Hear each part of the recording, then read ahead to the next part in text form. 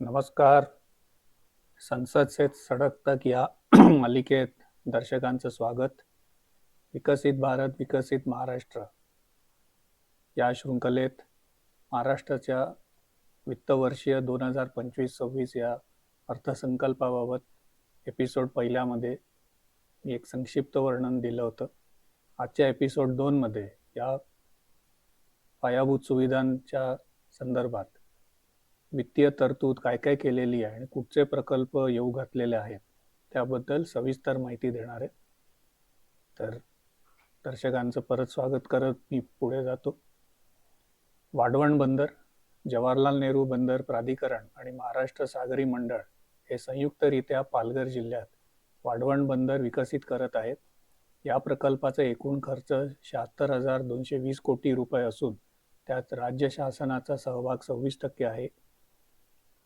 वाढवण बंदरामुळे सुमारे 300 दशलक्ष metric ton वार्षिक माल हाताळणी क्षमता निर्माण होणार आहे. जवाहरलाल नेहरू बंदराच्या सध्याच्या क्षमतेपेक्षा ती तिप्पट असणार आहे.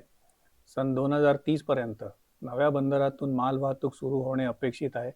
या बंदराचा समावेश कंटेनर हाताळणी करणाऱ्या जगातील पहिल्या 10 बंदरांमध्ये होणार असून महाराष्ट्र राज्य भविष्यात सागरी दळणवळणातील महाशक्ती म्हणून उदयास येईल. वाढवण बंदराजवळ मुंबईसाठी 3रे विमानतळ प्रस्तावित असून मुंबई अहमदाबाद बुलेट ट्रेनचे स्थानकही या बंदराजवळ असणार आहे. हे बंदर समृद्धी महामार्गालाही जोडण्यात येणार आहे. मुरबे बंदर, पालघर जिल्ह्यात मौजे मुरबे येथे बंदर निर्मितीच्या 4,259 कोटी रुपयांच्या किमतीच्या प्रकल्पास खासगी क्षेत्राच्या सहभागाने, ज्याला की आपण PPP किंवा BOT मॉडेल म्हणतो, मंजुरी देण्यात आलेली आहे. प्रवासी जलवाहतूक, गेटवे ऑफ इंडिया मुंबई येथून मांडवा एलिफंटापर्यंत सुरक्षित प्रवासाकरिता अत्याधुनिक सुविधायुक्त बोटींसाठी आर्थिक प्रोत्साहन देण्याचे धोरण जाहीर करण्यात येणार आहे. प्रवासी जेट्टी, मुंबईचे गेटवे ऑफ इंडिया लगत रेडिओ क्लब येथे प्रवासी वाहतुकीकरिता सुसज्ज जेट्टीचे 229 कोटी 27 लाख रुपये किमतीचे काम सध्या कार्यरत आहे. दिघी जिल्हा रायगड, वेंगुर्ला जिल्हा सिंधुदुर्ग तसेच काल्हेर डोंबिवली, कोळशेत, मीरा भाईंदर जिल्हा ठाणे येथील जेट्टींचे काम सुद्धा प्रगतीपथावर आहेत. काशी जिल्हा रायगड येथील तरंगत्या जेट्टीचे काम लवकरच सुरू करण्यात येईल. शोअर प्रकल्प, हवामान बदल आणि समुद्राच्या पातळीत होत असलेल्या वाढीमुळे निर्माण होणाऱ्या नैसर्गिक आपत्तीपासून बचाव करण्यासाठी महाराष्ट्रातील किनारी जिल्ह्यांमध्ये 8,400 कोटी रुपये किमतीचा बाह्य सहाय्यित प्रकल्प राबविण्यात येणार आहे. महाराष्ट्र शाश्वत पर्यावरणपूरक किनारा संरक्षण व व्यवस्थापन या अंतर्गत 450 कोटी रुपये किमतीच्या प्रकल्पांतर्गत सिंधुदुर्ग जिल्ह्यातील देवबाग येथे 158 कोटी रुपये किमतीच्या कामांना मान्यता देण्यात आलेली आहे. या प्रकल्पामुळे समुद्रकिनारी वास्तव्यास असलेल्या नागरिकांच्या जीविताचे व मालमत्तेचे रक्षण होईल. केंद्र सरकारने सन 2020-21 पासून भांडवली खर्चाकरिता 50 वर्षे मुदतीच्या बिनव्याजी कर्जाची राज्यांना भांडवली गुंतवणुकीसाठी विशेष सहाय्य योजना सुरू केलेली आहे. या योजनेतून राज्याला सन 2020-21 ते 2023-24 या कालावधीत 13,807 कोटी रुपये निधी प्राप्त झाला आहे. सन 2024-25 मध्ये या योजनेतून सुमारे 12,000 कोटी रुपयांचे सहाय्य अपेक्षित आहे.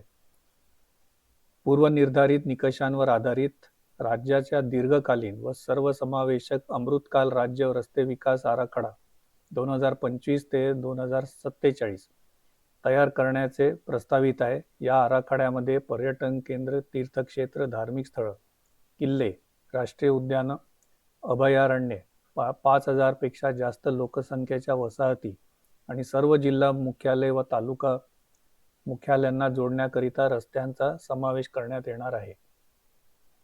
आशियाई विकास बँकेच्या सहाय्याने रस्ते विकास प्रकल्पाचा टप्पा 1 पूर्ण झाला असून टप्पा 2 मधील 3,939 कोटी रुपये किमतीची 468 किलोमीटर रस्ते सुधारणेची कामे हाती घेण्यात आली असून त्यापैकी 350 किलोमीटर लांबीची कामे पूर्ण झालेली आहेत.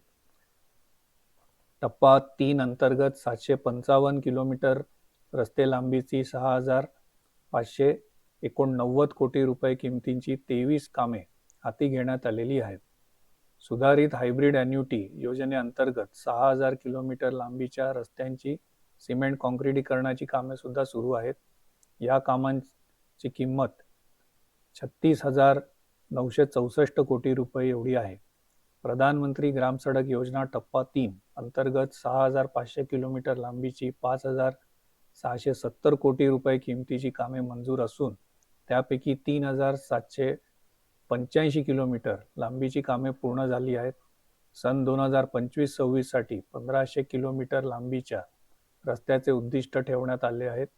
मुख्यमंत्री ग्राम सडक योजना टप्पा 1 ची कामे पूर्णत्वास आली असून टप्पा 2 अंतर्गत 9,610 किलोमीटर लांबीच्या रस्त्यांच्या दर्जोन्नतीचे काम मार्च 2026 अखेरीस पूर्ण करण्याचे नियोजन आहे.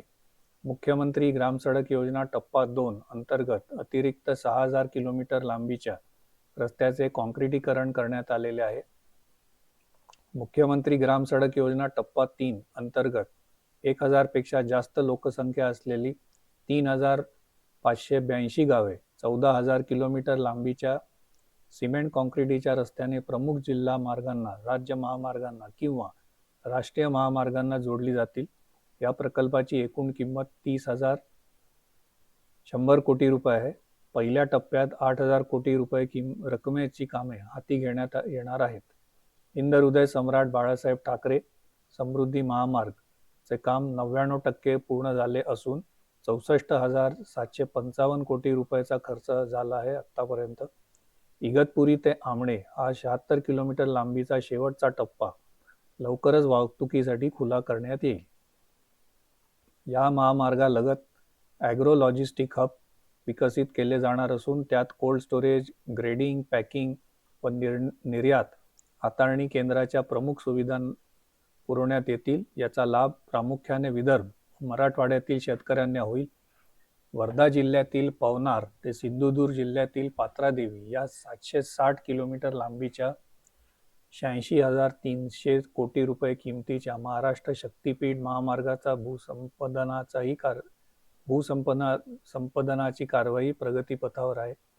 मुंबई पुणे द्रुतगती मार्गावरील खोपोली ते खंडाळा या घाट लांबीतील मिसिंग लिंक प्रकल्पाचे काम ऑगस्ट 2025 पर्यंत पूर्ण करण्यात येणार असून तो वाहतुकीसाठी खुला करण्यात येईल.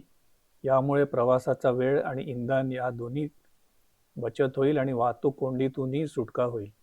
मुंबई उपनगर परिसरातील वाहतूक गतिमान व्हावी यासाठी वर्सोवा ते मढ खाडीपूल, वर्सोवा ते भाईंदर किनारी मार्ग, मुलुंड ते गोरेगाव, ठाणे ते बोरिवली आणि ऑरेंज गेट ते मरीन ड्राईव्ह हे असे 3 ठिकाणी भुयारी मार्ग बांधण्यात येणार असून 64,783 कोटी रुपये किमतीचे प्रकल्प हाती घेण्यात येणार आहे.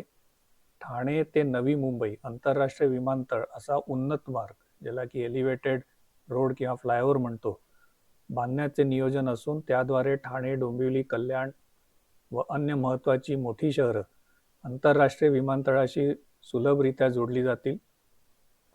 बाळकूम ते गायमुख या ठाणे किनारी मार्गाची लांबी 13.45 किलोमीटर असून त्याचे सुमारे 3,364 कोटी रुपये खर्चाचे काम सन 2028 अखेर पूर्ण करण्याचे नियोजन आहे. शिवडी वरळी या 1,051 कोटी रुपये किमतीच्या उन्नत जोड रस्त्याचे काम मार्च 2026 अखेर पूर्ण करण्यात येणार आहे. स्वातंत्र्यवीर सावरकर सागरी सेतू वांद्रे ते वर्सोवा या दरम्यानचे 14 किलोमीटर लांबीचे 18,120 कोटी रुपये खर्चाचे काम 2028 पर्यंत पूर्ण करण्याचे नियोजन आहे. दर्शकांना आठवण करून द्यायला, वरळी ते बांद्रा हा सागरी मार्ग कार्यरत होऊन जवळजवळ 8 ते 10 वर्ष झालेली आहेत. त्यालाच जोडून हा पुढे वांद्रे ते वर्सोवा सागरी मार्ग बांधण्यात येत आहे. उत्तन ते विरार या सागरी सेतू व जोड रस्त्यांचा 55 किलोमीटर लांबीचा 87,427 कोटी रुपये किमतीचा प्रकल्प हाती घेण्यात येणार आहे. पुणे ते शिरूर या 54 किलोमीटर लांबीच्या 7,515 कोटी रुपये किमतीच्या उन्नत मार्गाचे एलिव्हेटेड फ्लायओव्हर बांधकाम हाती घेण्यात येत आहे. तळेगाव चाकण शिक्रापूर या रस्त्याच्या तळेगाव ते चाकण या 25 किलोमीटर लांबीत 4 पदरी उन्नत मार्ग प्रस्तावित आहे. 4 लेन एलिव्हेटेड रोड या प्रकल्पासाठी 6,499 कोटी रुपये खर्च अपेक्षित आहे.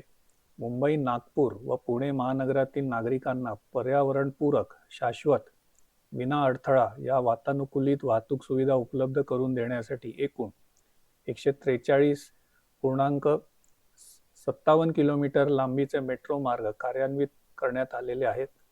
या सेवेचा लाभ सुमारे 10 लाख प्रवासी रोज घेत आहेत. येत्या वर्षात मुंबईमध्ये 51.2 किलोमीटर तर पुण्यामध्ये 23.2 किलोमीटर असे एकूण 64.4 किलोमीटर लांबीचे मेट्रो मार्ग सुरू होतील.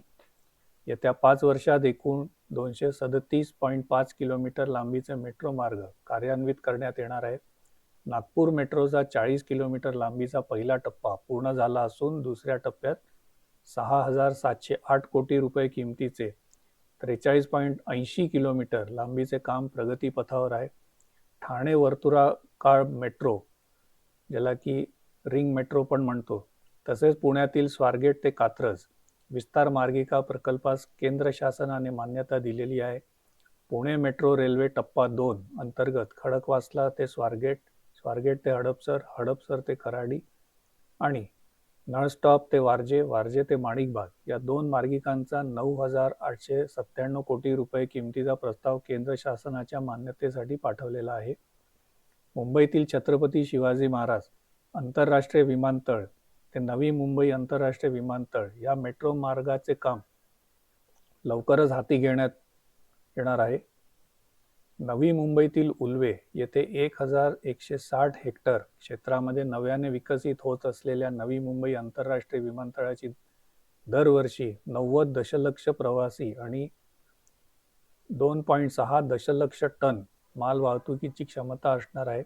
या प्रकल्पाचे सुमारे 85% काम पूर्ण झालेले असून चाचणी उड्डाणही यशस्वीरित्या पार पडले आहेत. तेथून एप्रिल 2025 मध्ये देशांतर्गत विमानसेवा सुरू करण्याचे नियोजन आहे.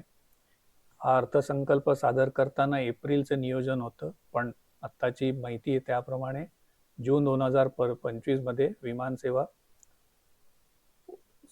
आम जनतेला सुरू होईल अशी अपेक्षा आहे. नागपूर येथील डॉक्टर बाबासाहेब आंबेडकर आंतरराष्ट्रीय विमानतळाचे खाजगी सहभागातून श्रेणीवर्धन आणि आधुनिकीकरण करण्यात येत आहे. प्रवासी आणि माल वाहतूक क्षमतेत त्यामुळे वृद्धी होईल. विदर्भाच्या सर्वांगीण आर्थिक विकासाला यामुळे चालना मिळेल. शिर्डी विमानतळाच्या 1,367 कोटी रुपये किमतीच्या विकास कामांना मान्यता देण्यात आली असून ती कामे सुरू आहेत. सन 2021 मध्ये शिर्डी विमानतळाला प्रमुख विमानतळाचा दर्जा प्राप्त झालेला आहे. नाईट लँडिंगची सुविधाही लवकरच सुरू करण्यात येणार आहे. अमरावतीतील बेलोरा विमानतळाचे काम पूर्ण झाले असून तेथून 31 मार्च 2025 पासून प्रवासी सेवा सुरू करण्याचे नियोजन आहे. रत्नागिरी विमानतळाची 147 कोटी रुपये रकमेची कामे प्रगतीपथावर आहेत. ग्रीनफील्ड एअरपोर्ट गडचिरोलीमध्ये नव्याने सुरू करण्यात येत असून सर्वेक्षण व अन्वेषणाची कामे हातात घेतलेली आहे. अकोला विमानतळाच्या विस्तारासाठी आवश्यक निधी उपलब्ध करून देण्यात येणार आहे. महाराष्ट्र राज्य मार्ग परिवहन महामंडळाच्या 6,000 डिझेल बसेसचे रूपांतर CNG आणि LNG बसेसमध्ये करण्याची प्रक्रिया सुरू आहे. महामंडळाला नवीन बस खरेदीसाठी शासनाकडून अर्थसहाय्य सुद्धा उपलब्ध करून देण्यात येत आहे.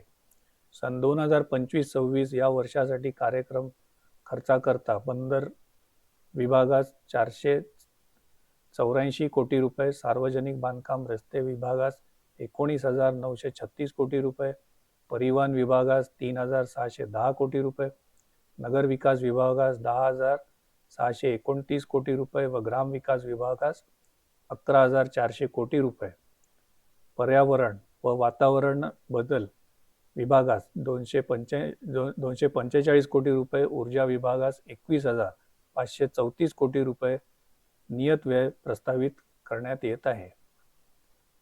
तर दर्शकांनो, तुम्हाला आता याच्याबद्दल सविस्तर माहिती मिळालीच आहे. अनेक प्रकल्प हातात घेतलेले असून किमान 1,00,000 कोटीच्या आसपास खर्च केवळ पायाभूत सुविधांसाठी होणार आहे येत्या वित्त वर्षात.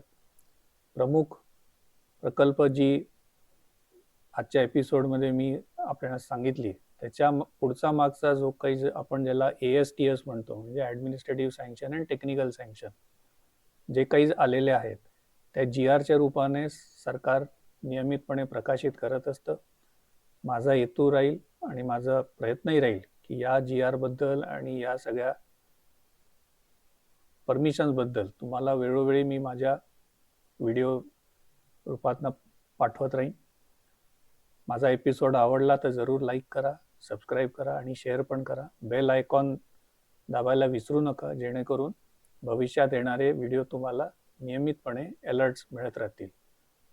तुमचं सर्वांचं धन्यवाद हा व्हिडिओ बघितल्याबद्दल. जय महाराष्ट्र.